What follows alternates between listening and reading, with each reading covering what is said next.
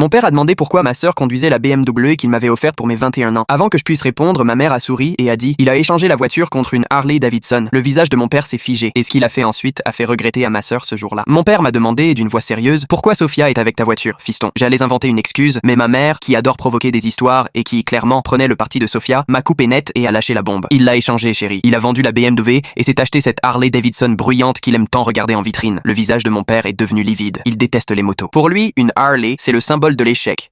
Il m'a simplement regardé sans dire un mot, puis il a pris son téléphone, a passé un court appel et a raccroché. Ma sœur, qui souriait encore, n'avait aucune idée du tremblement de terre qu'elle venait de provoquer. Quand mon père a raccroché, le silence dans la maison est devenu presque insupportable. Je pouvais entendre le tic-tac de l'horloge du salon, régulier, cruel. Ma mère s'est penchée sur son téléphone, comme si elle voulait disparaître dans son écran. Ma sœur, elle, continuait à sourire, croyant que tout ça n'était qu'un malentendu sans importance. Je savais que ce n'en était pas un. Mon père ne passe jamais d'appel sous le coup de la colère. Quand il fait ce geste-là, décrocher calmement, dire 3 mots, puis raccrocher, cela veut dire qu'il vient d'activer quelque chose. Et ce quelque chose finit toujours par faire mal. Sophia a demandé si elle pouvait aller chercher la voiture au garage pour la laver. Mon père lui a juste répondu que ce ne serait pas nécessaire. Sa voix était froide, presque tranquille, et c'est justement ce calme-là qui m'a glacé. J'ai voulu dire la vérité. Dire que je n'avais jamais vendu la BMW, que c'était elle qui l'avait prise sans me prévenir. Mais ma mère m'a lancé un regard que je connais trop bien. Celui qui dit « tais-toi ». Ce regard qu'elle utilise quand elle veut protéger Sophia, ou plutôt quand elle veut me punir à travers elle. Je n'ai rien dit. Mon père s'est levé, a pris sa veste et ses clés, puis il est sorti sans un mot. On a entendu la porte du garage s'ouvrir, puis le moteur de sa voiture. Et là, Sophia a commencé à comprendre. Je l'ai vu pâlir, poser son téléphone sur la table et jeter un coup d'œil vers ma mère. Mais cette fois, maman n'a rien dit. Elle savait qu'elle avait dépassé la limite.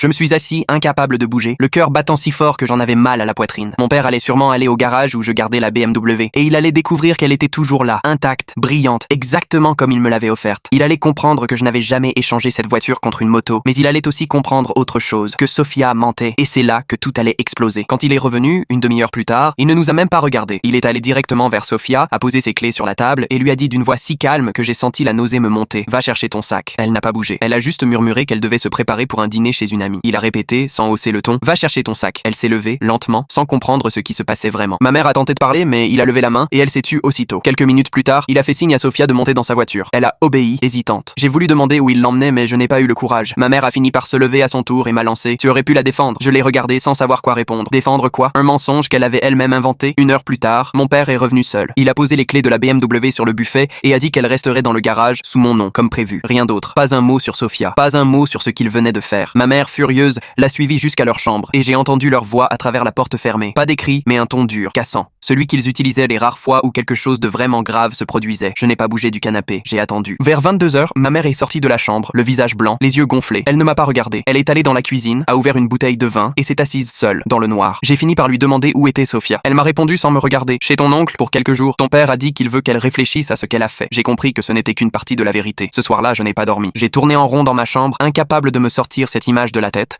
Le visage de mon père, froid, méthodique, pendant qu'il conduisait avec ma sœur à côté de lui. Je savais qu'il n'allait pas se contenter de lui faire une leçon. Il allait lui faire comprendre, à sa manière, ce que signifiait briser la confiance. Et dans notre famille, ce mot-là a toujours eu un prix très lourd. Le lendemain matin, la BMW n'était plus dans le garage. À sa place, il y avait une note.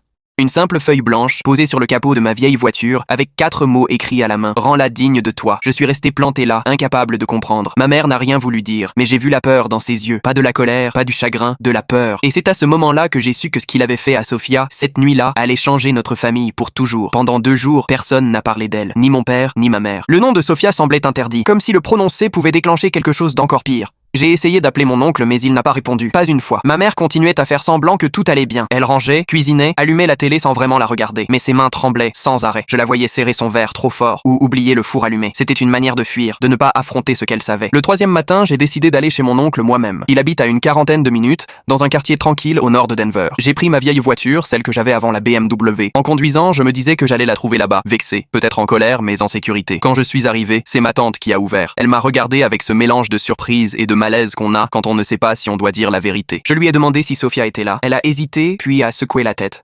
Elle n'est jamais venue. Je suis resté figé. J'ai cru mal comprendre. Elle a répété plus bas. Ton père m'a appelé, mais elle n'est jamais arrivée. Je n'ai rien répondu. J'ai simplement remercié, puis je suis remonté dans la voiture. Mon estomac s'est serré si fort que j'ai dû m'arrêter sur le bas-côté. Sur le trajet du retour, j'ai repassé chaque détail dans ma tête. Le regard de mon père, la note, le calme de ma mère, le silence autour de Sophia. Tout prenait un sens beaucoup plus sombre. Quand je suis rentré, il était dans le garage. Il nettoyait un établi, méthodiquement. Je me suis approché, les mains moites, et j'ai demandé « Où est Sophia ?» Il n'a pas levé les yeux. Il a juste continué à frotter la surface du bois avec un chiffon. J'ai insisté, plus fort. Et si tu ne veux pas attendre la partie 2, tu peux regarder l'histoire complète sur ma chaîne YouTube. Il te suffit de cliquer sur partager, puis sur plus, et ensuite sur le lien YouTube ici sur mon profil, ou de chercher Camille Reddit directement sur YouTube.